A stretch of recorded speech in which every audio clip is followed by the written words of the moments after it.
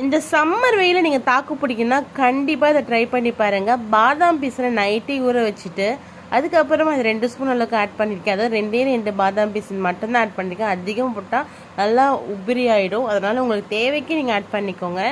அதுக்கப்புறமா சப்ஜா சீட்ஸையும் ஊற வச்சுட்டு அதையும் 2 ஸ்பூன் அளவுக்கு ஆட் பண்ணியிருக்கேன்.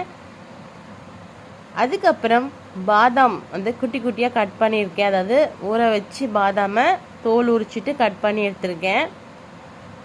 அவ்வளோதான். அதுக்கப்புறமா பால் நல்லா காய்ச்சிட்டு அந்த பாலில் சர்க்கரை ஆட் பண்ணி நல்லா காய்ச்சிட்டு ஆட் பண்ணியிருக்கேன்.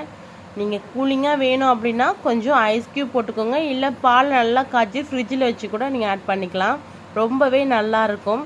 இந்த ஹெல்த்தியான ட்ரிங்க்ஸ் இந்த சம்மரில் நீங்கள் குடிங்க. அதே மாதிரி இந்த ஹீட்டுக்கு வந்து இந்த பாடி ஹீட்டை வந்து கண்டிப்பாக இது குறைக்கும்.